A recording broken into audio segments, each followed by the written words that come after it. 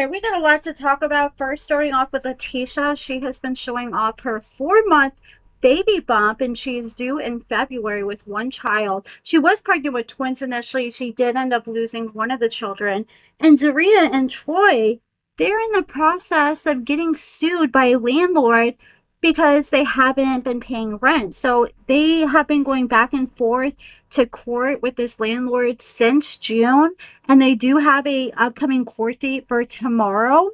And yes, they are suing both Troy and Zeruiah, which is kind of just like goes to show like how irresponsible they are, because we've seen how many trips and vacations they took last year, or like for Christmas they went to Florida, and you're doing all this but you don't even got the money to pay your rent. But I do know, things do happen. Sometimes people lose jobs and get behind on things. And then we got Angel, Derek's girlfriend, and she came out and announced that Derek and her made their first project together. She said, "Teamwork truly makes the dream work. We did it. We produced our very first project together. Dream big, work hard, and win even bigger together. Thank you for being my rock since day one. We've been rocking with each other for so many years, and there are so many more amazing years to come. God doesn't make mistakes. We are truly blessed, and I know this is only the beginning of the many blessings headed our way." And she shared these pictures with Derek where he's wearing a suit, she's wearing a fancy dress. And then I was looking at this post and I noticed in her comments, and I think she actually deleted this comment because I couldn't find it after I screenshot it. But luckily, I screenshot it in time, thank God. But you guys know Sharae, who was with Anthony? Well, she actually slid into the comments of Angel's post and she said, "Now, Derek, first off, your suit is clean. Secondly, you're shady. Calling my sis Mo last month to see her and to open IG and see this is crazy. But your suit is still clean, my boy."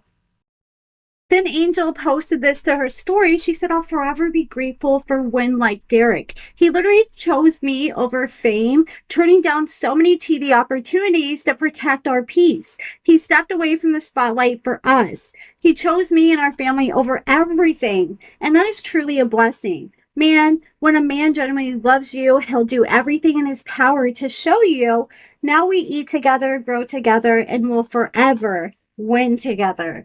I just want to know what kind of TV opportunities he turning down. Like, is he getting opportunities from like that network like Deontay and Felicia are on? I wouldn't be shocked if they tried reaching out to him and Monique. Y'all, watch this video from Heather. I haven't checked in on Heather for a while, but I'm like, okay, it's kind of slow. The show is not going on right now. Let's see what Heather's up to. She went live. I clicked her live, opened it up, and this is the first thing I see.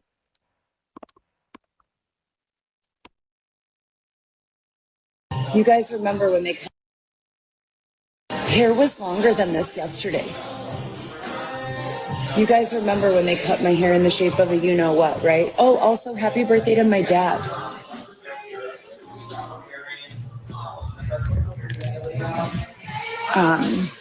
Yeah, I went to a head spa, and they cut my hair into the shape of a penis and said that it was because I was a dickhead, making the accusation that I am an undercover officer. And what I said in response was, if I were an undercover officer, I would be owed a paycheck, right? Considering I don't get paid, I don't think I'm an undercover officer, but I could be mistaken. Also, I have an apparatus in my forehead that was installed through here that doesn't permit me to have lines. So if the team, the higher authority in alignment, could get back in charge and show them, we only have 2 lines today. Show me how you would want to be shown. Okay, I used to be convinced that she's just this delusional, but now I'm starting to think she's starting to rage bait people. I think she knows what gets people talking, and now she's starting to lean into it a bit. Unless she really thinks somebody cut her hair into the shape of a penis.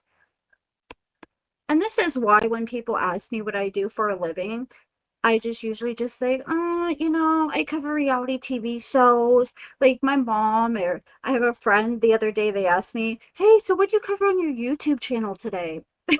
And they don't watch the shows I watch. And it was the day that I actually covered that. It was actually the day that I came out and covered Rich coming out and claiming that Felicia missed the spot while shaving, so he didn't flick her from the rooter to the tuta.